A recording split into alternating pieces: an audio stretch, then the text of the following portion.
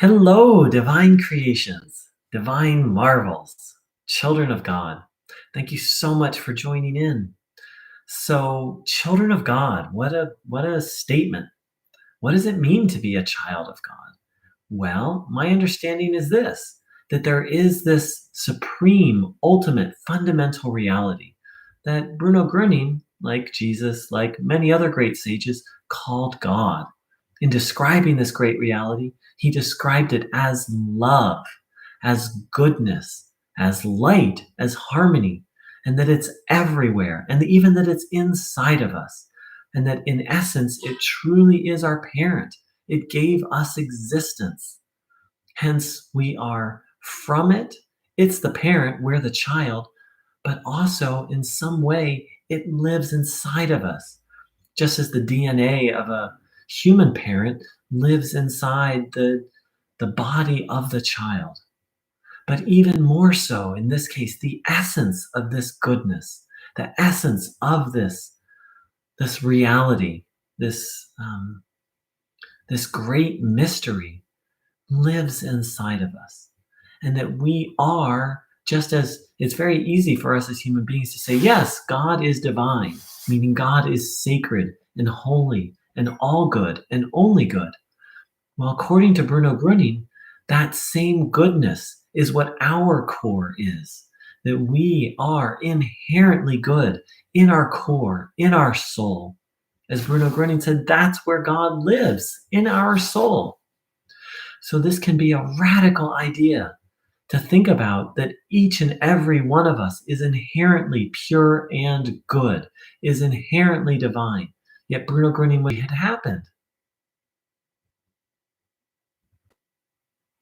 And yet here's this simple, humble man, Bruno Groening, who shows up and says, the human being is and remains divine.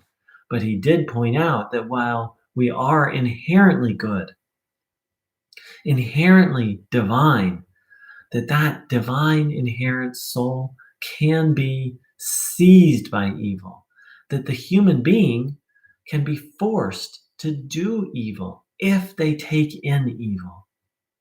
And hence, my understanding of the spiritual journey is, based on what Bruno taught, is freeing ourselves from evil and being freed by evil. Because one of the paradoxes is, once we've taken on a certain amount of evil, we cannot free ourselves.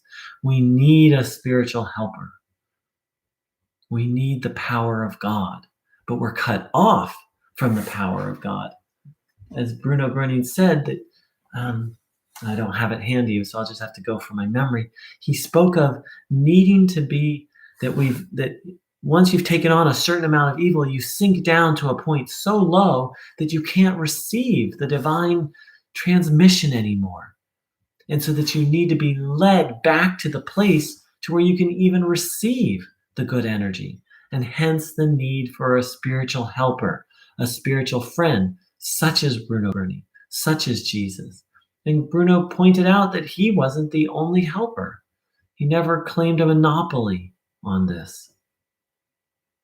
So while we are children of God, part of being a child of God is being humble, of recognizing our need for God and recognizing our need for spiritual help until we're able to stand on our own 2 feet, until we're able to declare, like Bruno Groening, I am stronger than evil. I'm not quite to that point yet. I trust that at some point I will. I don't know if it'll happen in this lifetime or not, but I trust that as a child of God, at some point in my spiritual journey, I'm going to be able to stand on my own 2 feet and say, I am stronger than evil. But I'm only going to be able to say that because I'll be in such a deep state of communion and union with God. Until that point, I need a spiritual helper such as Bruno, such as Christ. And as many of you know, I'm very passionate about world religions and spirituality in general. So to anyone here who doesn't think of Bruno or Jesus or their spiritual helper who has another one, you're absolutely welcome. Sometimes I think I have a whole team, Bruno and Jesus, and I'm very drawn to Hinduism and Buddhism. So sometimes I think it's a team effort. I don't claim to have all the answers, but everyone of every belief and no belief is welcome here. When I first heard of these teachings, I didn't really believe in God, and the idea of a spiritual helper seemed kind of weird to me until I experienced my first healing, which, as I've shared, wasn't even what I was going for help for, but a second-degree burn, meaning the top layer of my skin was permanently burnt off. That's what the doctors had said. I'd had it for 3 years. For 3 years, I just had this weird red spot on my thumb. Like I didn't have a fingerprint anymore. I just had this red spot. And then the skin grew back and so did the fingerprint. And at that point, I knew there was a higher power. And I knew that Bruno Groening was some way, somehow, that my mind couldn't fathom, was able to connect me to that higher power and able to do what I could not do. So, anyone here who doesn't have a sense of a spiritual helper, who doesn't believe in a higher power, you don't have to believe. You just have to be willing to believe. I didn't believe when I found this. I was very skeptical. I described myself as a devout agnostic. It was a joke that I told, but it was true. I was very committed to being an agnostic, to saying, I was very committed to the position I don't know and I can't know if there is a God. But based on that healing, and that was just one of many healings, for me now, God is a fact. That doesn't mean I don't struggle sometimes. I struggle every day to hold the faith. And here we are in April 2020, and there's every reason, seemingly every reason, to not have faith. But is it true? Or is it just that we've fallen into the habit of doubting God? That's the habit I'm working on breaking. And so I thank each and every one of you for coming here today, because me doing this helps me break what Bruno Groening called the satanic habit of doubting God. So warm welcome to everyone. To anyone who's new, what we're going to do now is take in some of this divine energy. Bruno Groening spoke that not only is God everywhere and God is good, but God is constantly available to help. How? Most people who are spiritual or religious believe that God does help, and is available to help, but the question is how, and how do we take in that help? Bruno Groening made this so simple to understand, so simple that a child could understand it, that God is constantly sending forth an energy, a force, a power. He used different words to describe it. Sometimes he called it a stream, which not necessarily a stream of actual water, but a stream of energy, a current, a river. Again, not a literal river of water, but what if we think about God as infinite, omnipotent, then it's not so hard to vision this vast stream of energy, of divine energy that helps, that frees us of our problems, that the divine is constantly sending forth. Our job in all of this is to take it in and to ask for help, to recognize our need for help, and then to take this energy in. It's very simple to do this. Please sit with your legs uncrossed, feet flat on the floor, hands on your legs, palms facing upwards, back, if possible, not leaning against your chair, but if you need to, that's okay. I needed to initially because I had back problems. Now I can sit for long periods without needing a chair. And then please close your eyes. And now hand over to a spiritual helper such as Bruno Groening all your problems, fears, worries, doubts.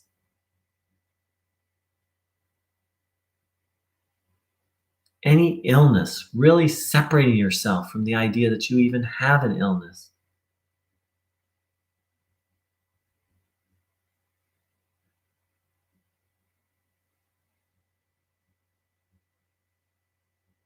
Giving the illness over to the divine, over to your spiritual helper.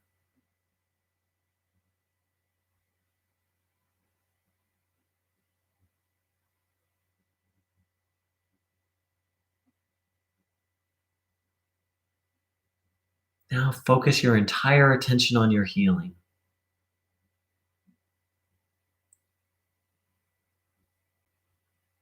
and ask to receive the divine energy, the healing power, the healing wave, the divine current, and observe your body, noticing what you feel,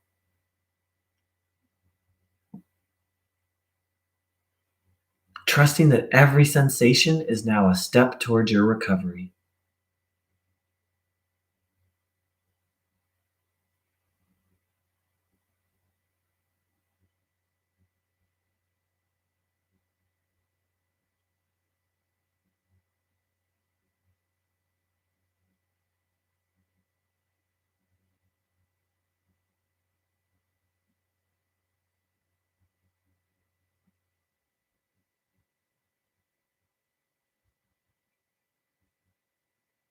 Engaging our will to take in this energy,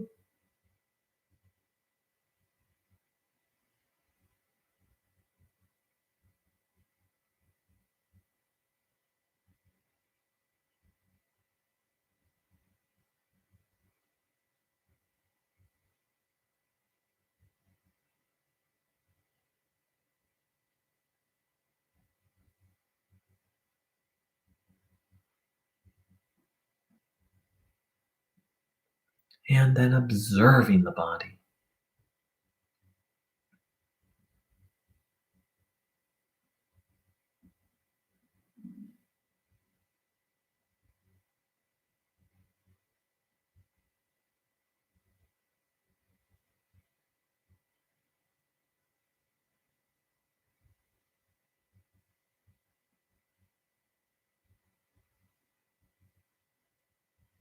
Taking this energy in with trust and openness,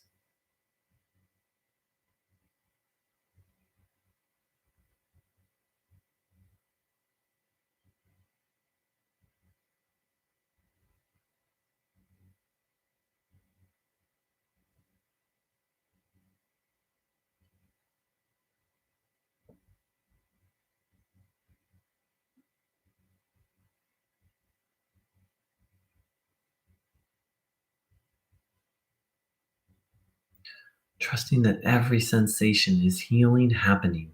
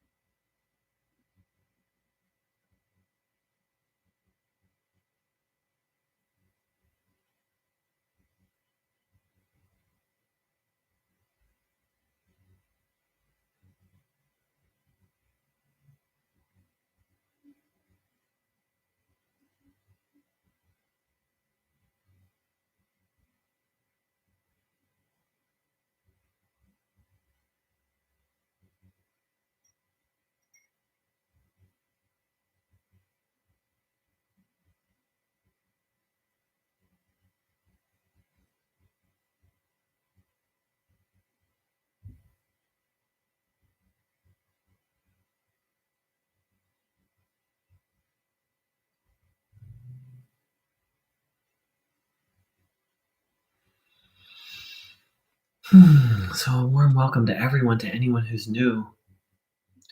Please do continue to practice this, to take in the good energy. I'm going to talk and read a little.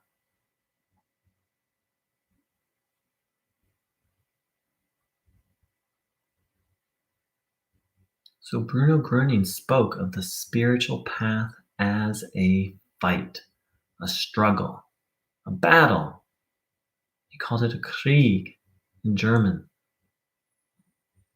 I've been told by a German speaker that that word has the connotation of a life or death struggle. Now, generally, when we think of battle or war or life or death struggle, that can evoke fear, but that's the one part that isn't necessary in viewing our life or living our life. Why? Because we're not a body. While this body can be seized by evil, what we are, according to Bruno Groening, is a soul that in essence is protected, that is and will remain divine. But this body, this beautiful body, which was a gift by God to our soul, can absolutely be infected by all kinds of unfun evil, which will then lead us as a human being to um, to do all sorts of very painful things. So, if we can remember what we are, there's no need to fear. And if we remember what we are, then we can remember that we have a need for God. It's very easy as a bot if we think we're a body to just focus on the body, to just focus on going through the day and doing things, and it's very easy to forget that we're utterly dependent on God. But here's where the Krieg, the struggle, the battle comes in. To be mindful of God moment by moment. I haven't mastered it by any means, though I was about to say I like to, though I'm absolutely making progress on this, to having my life be based around God. This is what Bruno Groening called us to, the great turnaround, back to nature, back to God, to where more and more of our lives are focused on nature and God. I personally see what's happening in the world right now, April 2020, as nothing more than a symptom of all of us, that includes me, I'm not free of guilt in this, of having turned away from nature and God. So, what's the solution? I don't think it's a vaccine. Personally, I think it's turning back to nature and back to God, which is, of course, Bruno Groening's exact words and the essence of what Christ taught, to trust in God, to not worry about the future. That doesn't mean we don't take pragmatic action. To the contrary, we ask to be, it's the path is asking to be guided. So, how is all of this a war then? Well, not only is it difficult to stay mindful of God, but we're constantly bombarded by negative thoughts. Maybe not constantly on a bad day, but Bruno Groening said that the evil side, the evil force, is continuously trying to pull people off the good path. How does it do it? Primarily with thoughts.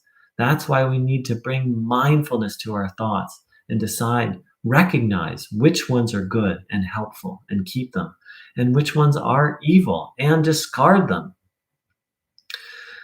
Back when Bruno Groening taught, there was an expression that thoughts are tax free. It was kind of this joke that, well, while life is hard and while there's all these, at least we can just think whatever we want. Bruno Groening taught the exact opposite, that thoughts are forces. Thoughts are not tax free. Every thought has an effect. Hence, we need to become very vigorous in being mindful of our thoughts. So let's practice now. As we tune in, as we observe the body,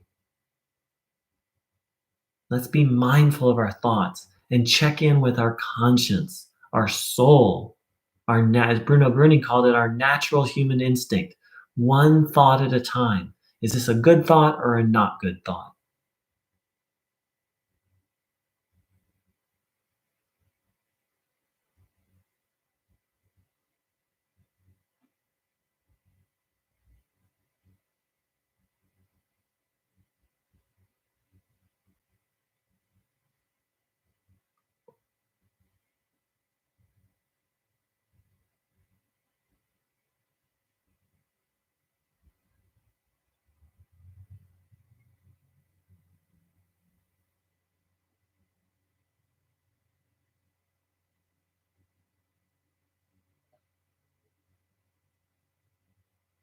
You could think of it as mental hygiene.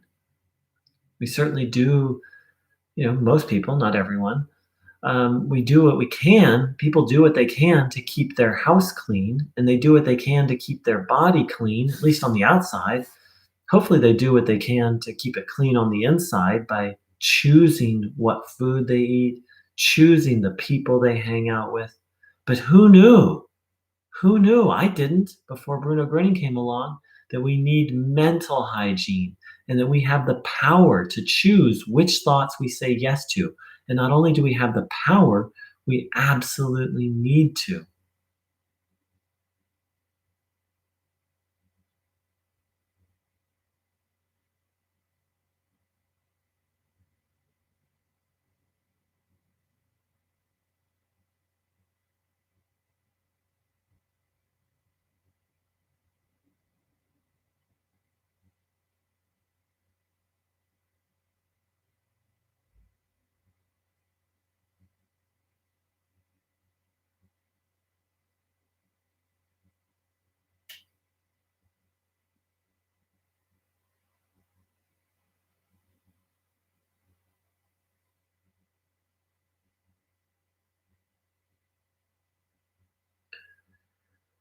So after this gathering, I'm going to go have breakfast.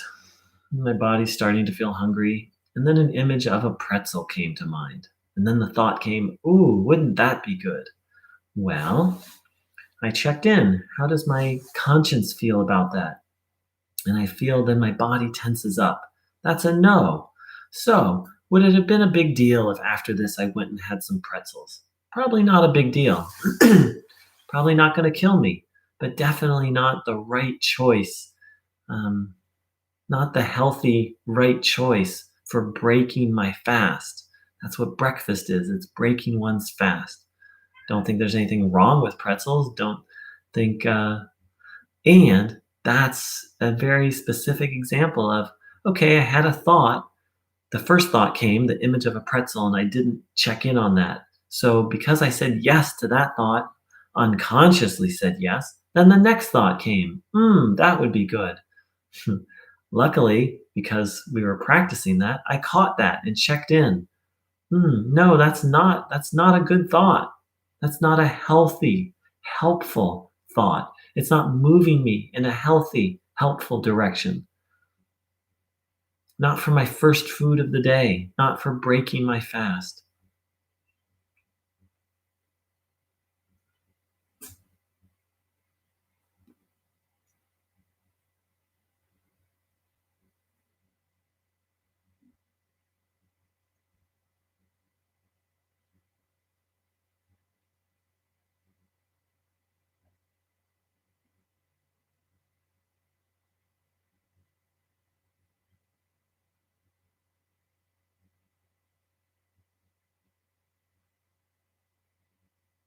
So it could be very subtle. The practice is simple. We just have to do it. Then the next thought came, oh, I'll have some celery juice. And I got a big yes, like that felt right and good. And then another thought came, maybe I'll just have celery juice and skip breakfast. Then I said yes to that thought without checking in. And then something started to not feel right. And then I noticed, oh, wait, I didn't check that thought. So when I checked in again, I got a big no. Yes, start with celery juice and then have a regular breakfast. So here's a very simple example of how evil operates. Evil sends us thoughts that are not healthy, that are not helpful. Again, let's say I didn't catch this and I skipped, so I had celery juice and skipped breakfast. It's not going to kill me, but it's not. That wouldn't have been what was most healthy for me. Maybe for someone else, having just celery juice and skipping breakfast. But today, that isn't God's will for me. This expression God's will, many people think of it as antiquated but what if it's quite simple? That which is harmonious, that which is healthy and helpful.